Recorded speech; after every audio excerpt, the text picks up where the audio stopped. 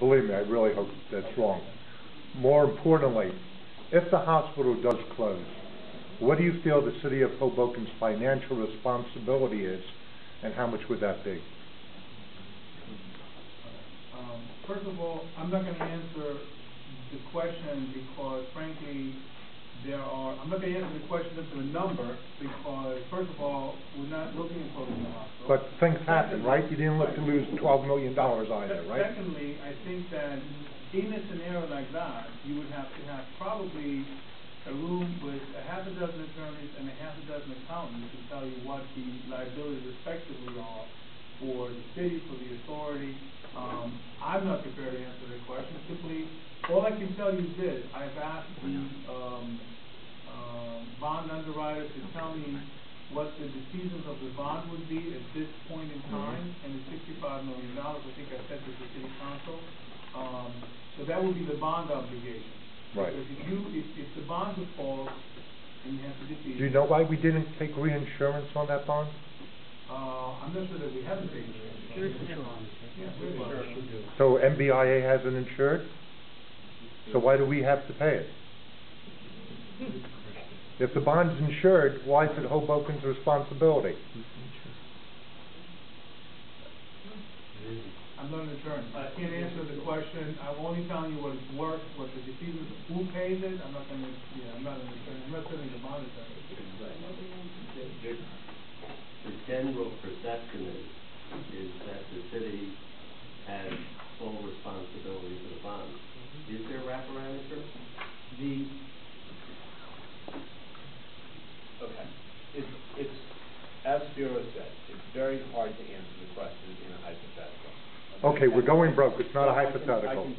I can say this. Let me say this. Okay.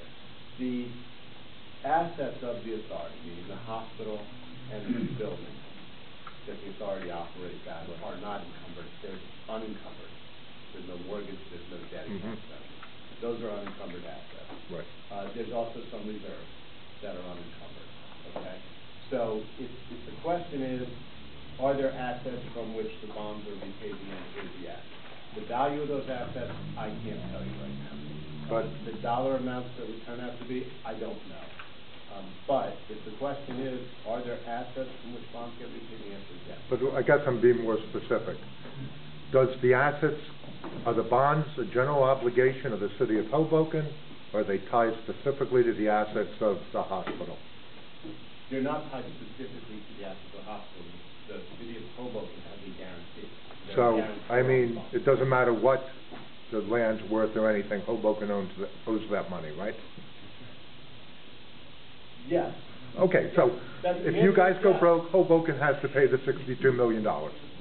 What they choose to do with the land, they could turn into a giant swimming pool if they want, right? Okay, so that's not an issue. The land does not secure the bond. Exactly. It's not like the bondholders have a security interest in the land. Hoboken could choose, the authority and Hoboken working together, could choose to use those assets to pay. Or they could choose not to. Or they could choose not to. So Hoboken owes that $62 million. Do you feel there are any other obligations other than the bond that the city of Hoboken owes you if the hospital goes under?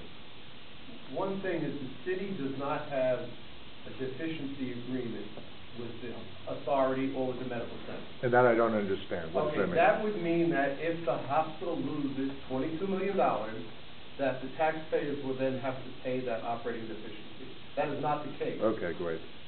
So if the hospital went into a situation where they owed creditors sued, and went into a bankruptcy situation, the city of Hoboken does not have a deficiency agreement tied to that where they can be tapped to come up with this deficiency. Okay, so I'll sit down, but the point is that so far it's only $62 million we're on the hook for. Bonds, whatever the outstanding. Right, so suppose you owe people more money than that. They're not tied to. They're not tied at all. Hoboken guarantee is not tied. So the only thing we guaranteed is the bonds to the bondholders. Correct. Okay, great. Thank you. And at the time of the bond sale, there was appraisals done on the property, which equaled the amount, roughly equaled the amount of the debt. And that assumes no rezoning, right? Correct. Okay, great. Thank you. Can we go back on that? Because I think, is there wraparound insurance, or is the city the sole guarantor? The bonds are insured. Insured by I who? cannot tell you, I have to talk to the underwriter to find out exactly what the insurance policies are, I don't want to talk about that, but there was insurance on the bonds.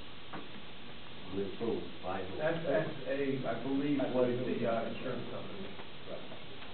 Because I think that would give great comfort to the community. And if there was wraparound insurance, it's never, in my 10 years, I've never heard that.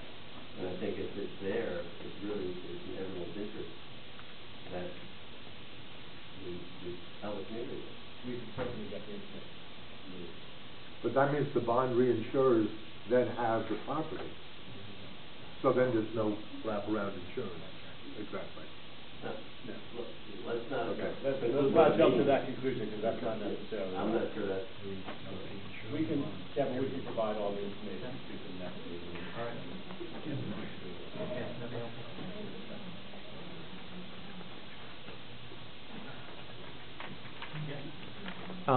Spiros, at the city council meeting, Could you just identify yourself for the record, name and address? sure, Roman Bright, 635 Garden Street. You had mentioned about some potential issues coming around if the grants had not been obtained. The previous questioner was asking about what would be the results of that. You did indicate some possible outcomes at the city council meeting. It's basically a week out later, and you indicated that you don't want to talk about it, but you said that there is a plan B and a plan C.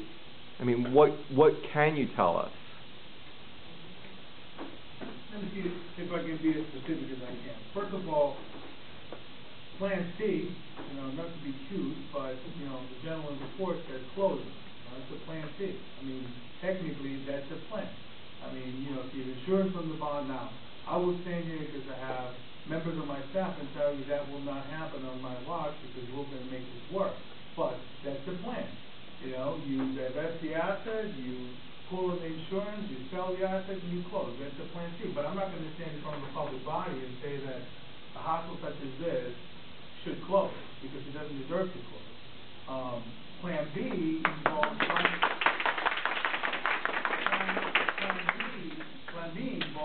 finding the dollars that we need to close that gap on the expense side, probably mostly on the expense side, because frankly the revenue takes a little longer to grow, and closing the gap ourselves. But it's a survival plan, and for me, the message that I needed to pass along to everybody, the city council, the public, the state officials, is that a solid promise on that money was made. It needs to be paid. If it doesn't get paid, we regroup, we take a punch, and we see how we get to the year, and we will get to the year without incurring additional losses. But it's not a pretty picture to operate at the edge of the envelope. We need that money in order to put in place the kind of programs I talked about. Plan B would involve that I can't do the hospitalist program. I may not be able to hire a CMO. I may not be able to work on some of the quality initiatives we have. So it's certainly not the best of environment under which you want to turn an operation around, but you can certainly survive it, and you can certainly make it work without incurring additional losses. So Plan B, as I said before, we talked to our representatives from the union about ways to reduce labor costs without losing jobs and benefits. There is certainly, and that's been in the newspaper, the fact that Mr. Holzberg and Mr. DeVito come with payroll, and that will save us about $1 million next year. There is the sale of the rehab beds of $1.2 million, and we're looking at ways to use that to pay down interest and principal from the bonds, because it has to go specifically back to the bonds. There are other initiatives that, again, I have approached vendors about contracts, I've approached other constituents about concessions they can make. It would be inappropriate for me until I have those in hand and solid to deliver to